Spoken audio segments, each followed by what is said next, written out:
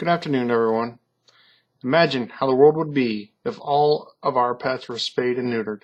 According to the American Humane Association, over 3.8 million dogs and cats in the U.S. alone are euthanized each and every year. This is simply because there are not enough homes for them to live in. Some people feel that they do not need to spay or neuter their pets simply because they are pure-blooded. 25% of all the animals in the shelters as of today are pure-blooded animals. Now, I want to break this down and personalize it for everyone. Imagine your dog being lost somewhere in your community, and it's picked up by the Humane Society.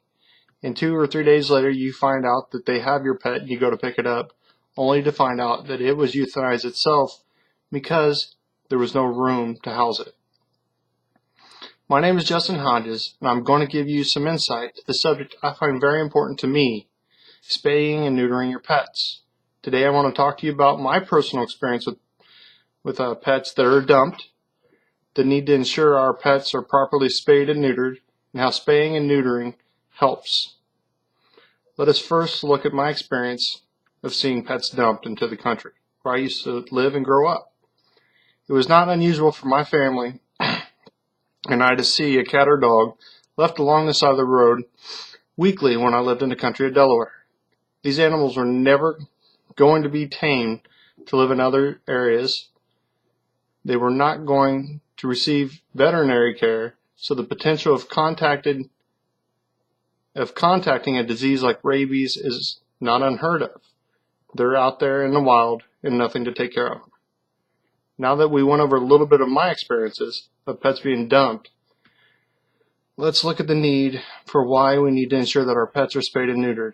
Now, I've done a lot of research on this, just trying to figure things out and give you guys good and accurate numbers. The overpopulation of domesticated animals is a problem for everyone, even if you do not have a pet of your own. So basically, if you don't have a pet, this is how it may affect you. Simply put, into what every citizen can understand is money. Millions of tax dollars are spent annually to house and feed and care for abandoned and unwanted pets.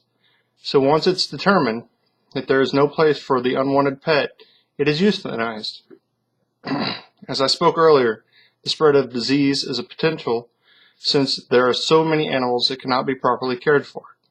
Also, since the animals are on the roam, there is the possibility of being bitten by these animals because they're not housed anywhere. Now that we have a minor understanding of why we need to ensure our pets are spayed and neutered, let's look at how spaying and neutering does help the environment and us.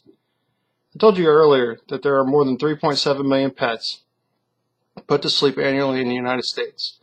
If we, the people of the United States, were able to better control the pet population, we would potentially remove that burden on society.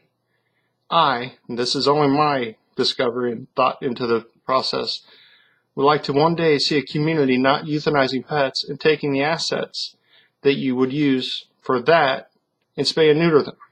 See, if the same clinic that once put to sleep 50 pets per day, estimated, able to spay or neuter 10 pets per day, that alone would be a positive turn of events.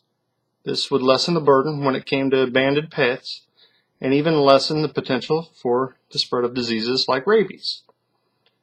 You should now have a basic understanding of how spaying and neutering can help our society. When we can now look at everything else today that we went over. Today I told you about my personal experiences of watching pets being dumped in the country, the need to ensure our pets are properly spayed and neutered, and how spaying and neutering helps the society.